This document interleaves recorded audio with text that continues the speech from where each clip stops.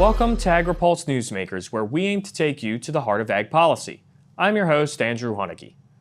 Our guest this week is North Dakota Republican Senator John Hoeven, who joins us to talk about Republican agricultural priorities and the chances of passing a farm bill by the end of the month. But first, here's this week's headlines. Shoppers are paying more at the grocery store for meat, milk, and eggs. But the Consumer Price Index for food eaten at home stayed flat in August, due in part to lower prices for vegetables, grains, and baked goods. USDA's Economic Research Service projects the cost of groceries will rise by 1.2% this year, which is below the average increase for the past 20 years. Farmers fanned out across Capitol Hill this week to make a final appeal to lawmakers to pass a farm bill this year. The farmers wanted to send a message that they can't wait until 2025 for Congress to shore up farm bill commodity programs. But Senate Majority Leader Chuck Schumer told colleagues that it's time for Congress to pass another extension of the 2018 Farm Bill. And finally, Vice President Kamala Harris and former President Donald Trump held their first debate this week, with the election now less than 2 months away. Both candidates spoke on a variety of topics, including abortion, immigration, and trade. Trump wants to impose across-the-board duties on American imports and raise tariffs by as much as 60% on Chinese products. Harris said Trump's tariffs would amount to a sales tax on the middle class, adding it would be a 20% tax on everyday goods you need to get through the month. Trump continues to insist that imposing new tariffs on imports won't mean higher prices for consumers. John Hoeven is a member of the Senate Ag Committee. We asked him about Trump's proposed tariffs and if farm groups are right to be concerned they could lead to another trade war.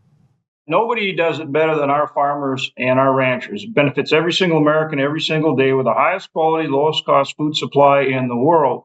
But of course, we not only supply food for this great nation, we produce a lot more. And so we need foreign markets. And that's a good thing. That's a good thing for the United States because, historically, we've always had a positive balance of trade in agriculture. And I believe we'll get back there. In terms of tariffs, remember, in terms of trade, you want free trade, but you want fair trade. You want fair trade.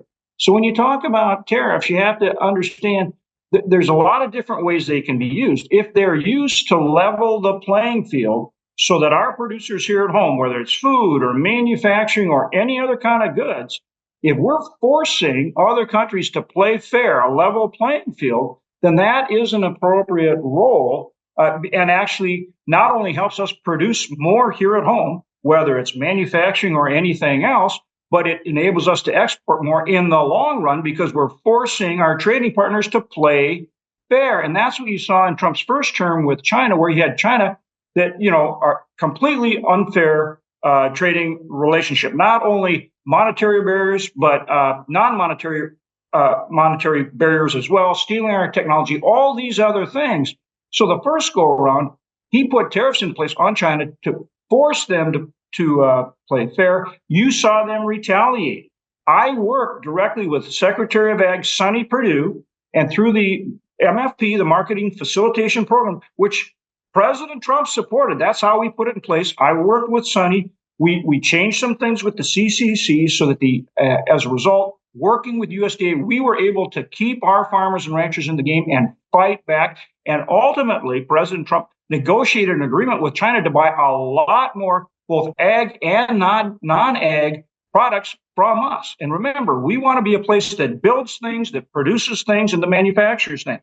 Let's stay on that topic. If tariffs are proposed, like the former president is suggesting, can farmers expect to see federal support from Congress?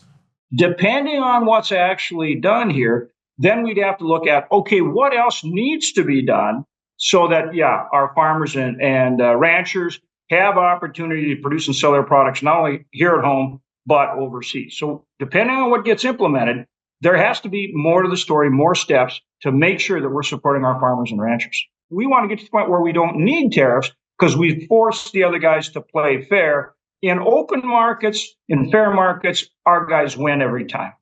Let's go ahead and move to the election. Where do you think a Trump-Vance presidency could make the biggest difference in ag policy?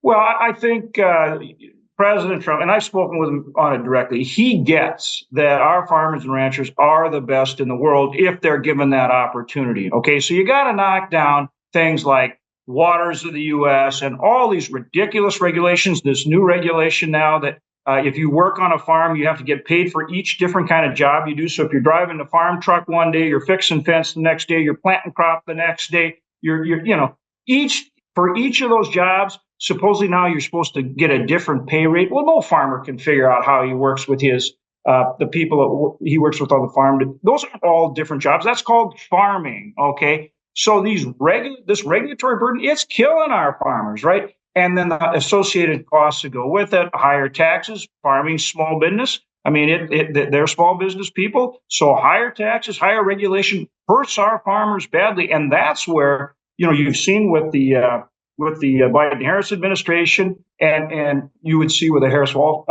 administration, same thing, higher taxes and a lot of regulations that really hurts our farmers and ranchers. Obviously, with Trump bench, you're going to see less taxes, less regulation. We're going to produce a lot more ag goods, a lot more energy, and a lot more of everything else, too, which will bring down inflation for hardworking Americans. We'll be right back with more from Senator John Hoeven right after this.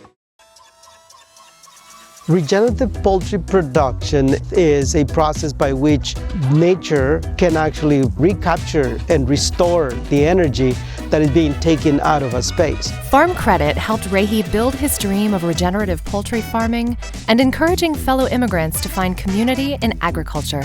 Nothing beats a farm. I'm just pursuing happiness. Learn more at farmcredit.com/beginning.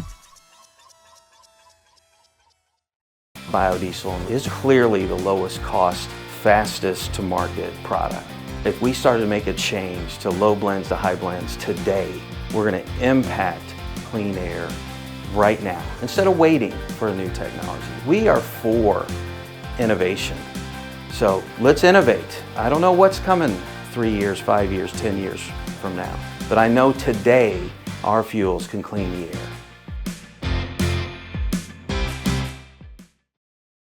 Welcome back. Leaders of the House and Senate Ag Committees are working to try and get a farm bill done before the end of the month. We asked Senator Hoeven if that's possible with the lack of progress so far. Look, in a nutshell, we have to come to an agreement on a bipartisan basis to update reference prices, okay? Our farmers manage risk. Look, they don't control the weather. They don't control markets. They don't control prices. They have no control over those things. The only way that they can stay in the game long term is if they can manage risk, and they have two key tools to do that. One is crop insurance. My farmer bill lays out the right track for that. I think we'll get that in the farm bill. It makes crop insurance more affordable across the whole gamut of a very diverse ag industry in this country. So crop insurance. And the other is the counter-cyclical safety net, ARC and PLC. And the reference prices there must be updated. I'm going to repeat that. We've got to update reference prices for ARC and PLC to have a relevant farm bill. And you need both those tools working together for our farmers and ranchers to manage risk. And I think if we could get bipartisan agreement on updating those reference prices, that farm bill would come together very fast. We could lay the foundation in September and have it passed before the end of the year. That memo also notes that farmers are asking Congress to pass a 2-year package of supplemental assistance for growers if the bill doesn't get passed in time. What are the prospects for some kind of aid package for farmers if you can't get a bill done? Yeah, and that is something that we are having to look at now because the farm bill isn't done. And there's two different tracks on that we're looking at. One is I intend to talk to Secretary Vilsack about it here, and that is that USDA does have money that some of which I think could be used for an emergency type assistance package. And the other is because of the forest fires and some of those, serious problems, there likely will be an emergency package, I think, before the end of the year. And that would be another opportunity to include something for ag. But of course, ultimately, the best solution is to get that farm bill done.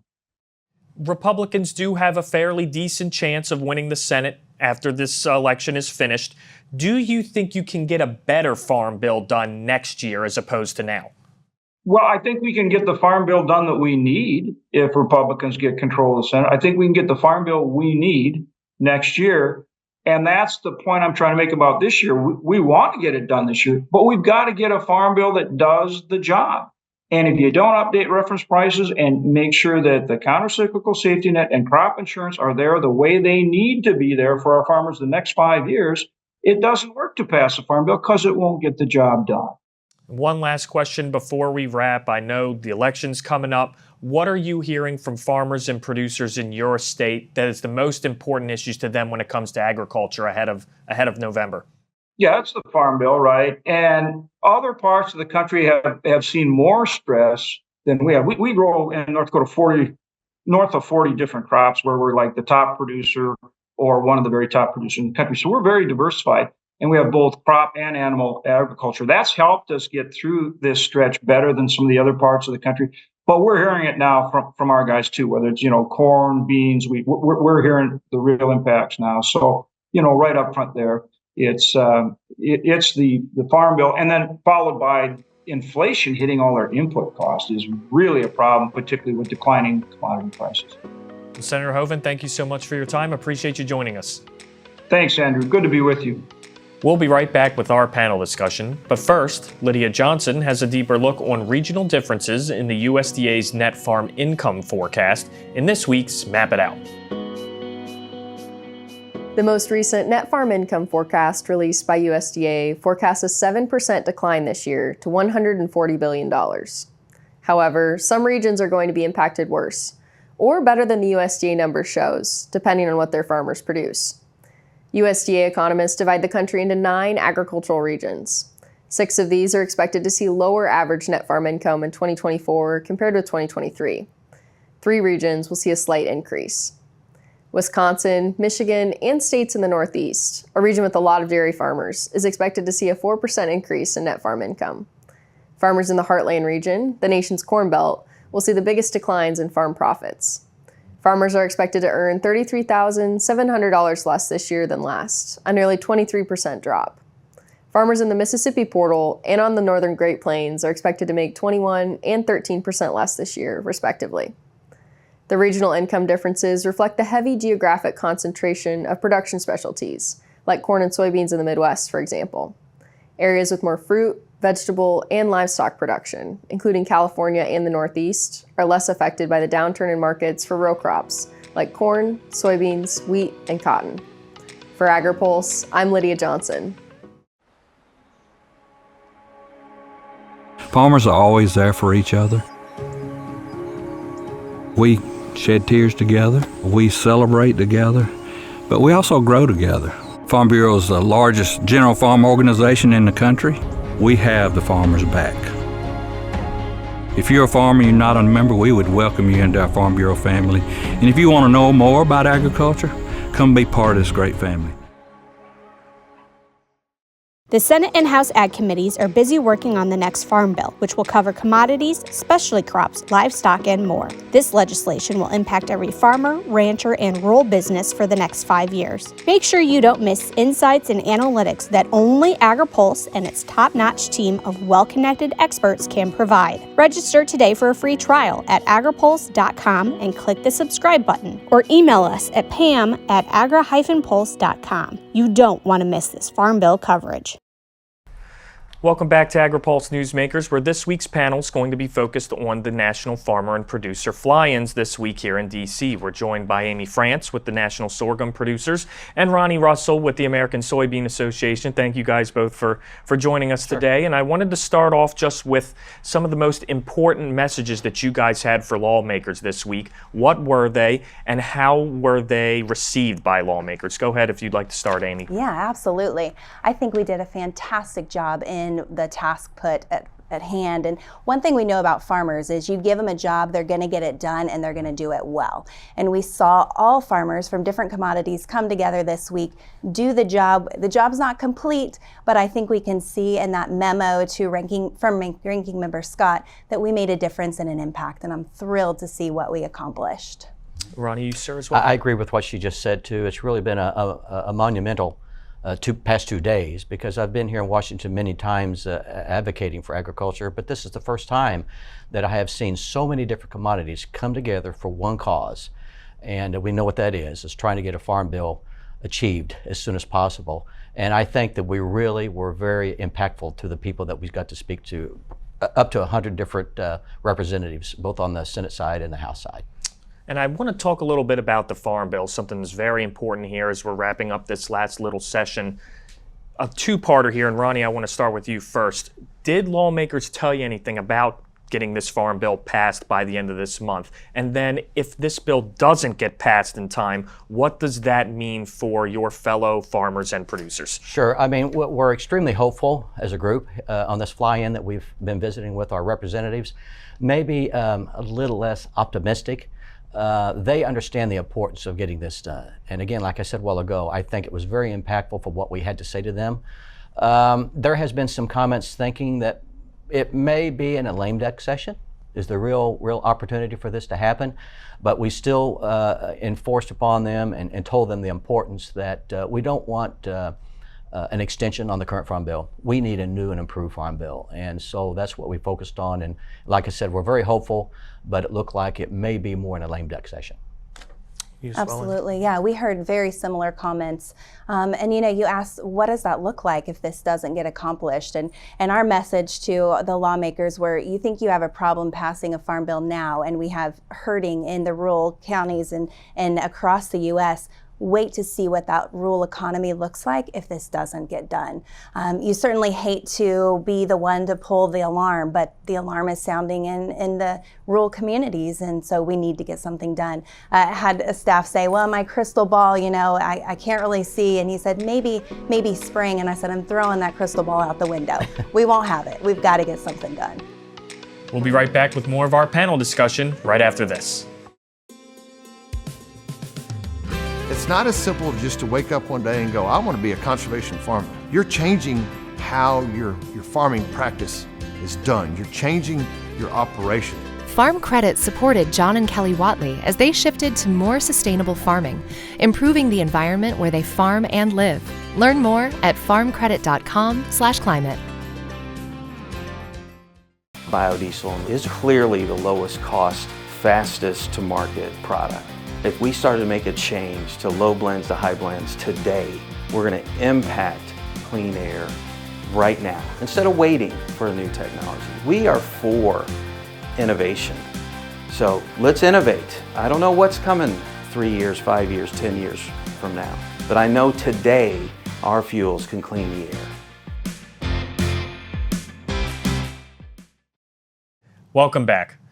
Former President Trump has reiterated his plan to impose tariffs on imported goods from China. Ag groups have told us that makes them concerned about another trade war. Missouri farmer and American Soybean Association Director Ronnie Russell says discussion about a trade war puts focus on the need for a new farm bill to have better support for farmers.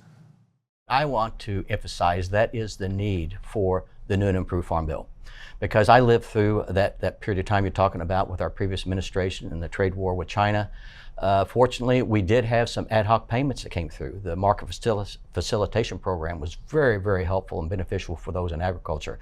But again, that's the reason why we need a new improved, because our ARC and PLC programs, they didn't strike at that time. And that's the reason why we need the new and improved in the new farm bill. So there is some concern, but hopefully we'll be able to get the farm bill moved forward and have some protection against that. Yeah, absolutely.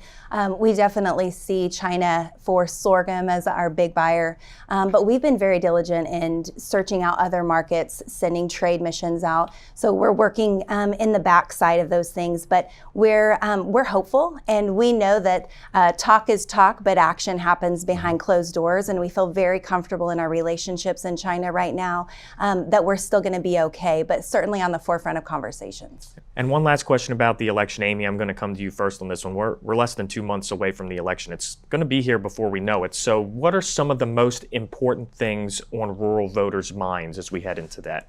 I think recognition of what rural America does for our country. We obviously are coming together in a bipartisan, or hopefully a bipartisan way on this farm bill, but really stressing the importance of what agriculture does for the American family, not just my farm family, but the American families as a whole.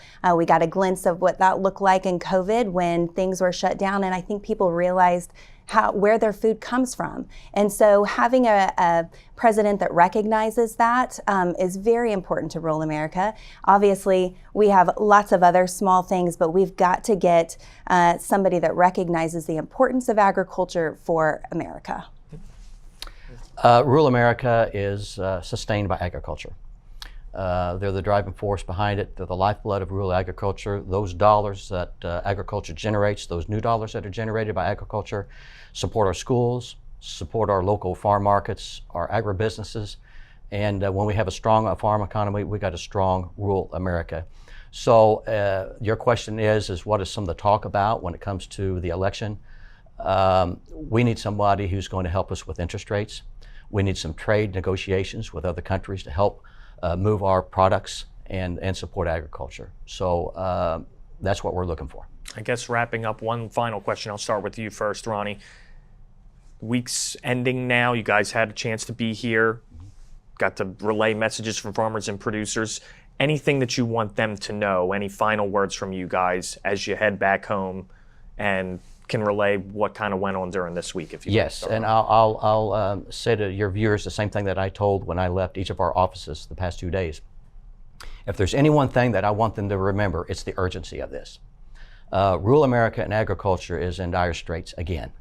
I lived through the 1980s, and I'm sure some of your viewers know what I'm talking about. Very difficult times.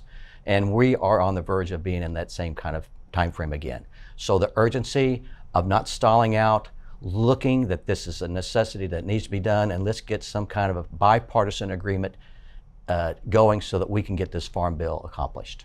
Yeah, absolutely. Well said, Ronnie. I think the thing that I was just very proud of the commodity groups, of course, we could sit here and bicker the details of what we individual commodity groups want in that farm bill, but we set those aside. We came together for a unified voice for agriculture to get something done. And we just asked our members that we spoke to this week saying, hey, we want you to do the same thing, work across the aisle and chamber to chamber. Let's get something done to save rural America. As you said, it all bleeds into one another. Agriculture is weaved into everything we do. Certainly a sense of urgency, but very proud of the work that we came together as commodity groups to do. And I hope we can set an example for Congress. Certainly a very important week for commodity groups and for farmers, just a very important time as we move closer to the end of this month, Farm Bill negotiations and the election coming up. Amy, Ronnie, thank you guys both for joining us. You bet. Thank you. We'll be right back with more Agri-Pulse Newsmakers, but first, our Lydia Johnson explains what groups are most affected by rising food insecurity rates in this week's Ag by the Numbers. USDA data shows food insecurity in the United States is rising. Food insecurity is defined as when a household cannot get enough food due to a lack of money or other resources. This chart shows a percentage of households across the country experiencing food insecurity from 2019 to 2023. You can see the numbers are roughly around 10% from 2019 to 2021, but then began to climb. 12.8% of households were food insecure in 2022. That went up to 13.5% in 2023, which means nearly 18 million households experienced food insecurity at some point during the year.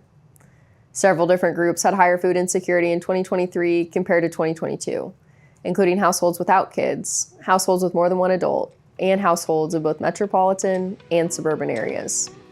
For Agri-Pulse, I'm Lydia Johnson. Looking closer, seeing further. That's how we do it. At Curious Plot, we're driven to find what's next for agriculture, animal care, and food. We stay curious because that's what it takes to grow understanding. That's how we plot strategies and tell stories that get results time after time. Marketing, communications, and consulting that look closer and see further. Curious Plot. We can't wait to help you tell your story. The Senate and House Ag Committees are busy working on the next Farm Bill, which will cover commodities, specialty crops, livestock, and more. This legislation will impact every farmer, rancher, and rural business for the next 5 years. Make sure you don't miss insights and analytics that only Agri-Pulse and its top-notch team of well-connected experts can provide. Register today for a free trial at agripulse.com and click the subscribe button, or email us at pam@agri-pulse.com. You don't want to miss this Farm Bill coverage. Welcome back. Before we let you go, here's what's on the horizon for a busy upcoming week. Both chambers of Congress will remain in session. They'll be in session for only 2 more weeks before breaking for the November election. Also, Monday is our Ag Outlook Forum from Kansas City, Missouri. The event will feature top economic, policy, business, and government officials with their perspective on current agribusiness challenges. Be sure to check out our website for the annual CEO Salary Report. Our team used IRS 990 reports to compile salaries for over 150 executives for agricultural and food organizations, environmental advocates, and sectors such as banking, energy, and agricultural inputs. Our analysis shows a median salary of $460,000. As always, stay tuned for the latest on this and more at agripulse.com. For Agri-Pulse Newsmakers, I'm Andrew Haneke. Thanks for watching. Newsmakers is a production of Agri-Pulse Communications. You can also find our new content on YouTube and wherever you get your podcasts. And don't forget to follow Agri-Pulse and our correspondents on social media to get breaking news and more. For agriculture, trade, food, environment, and regulatory news, your source is agripulse.com.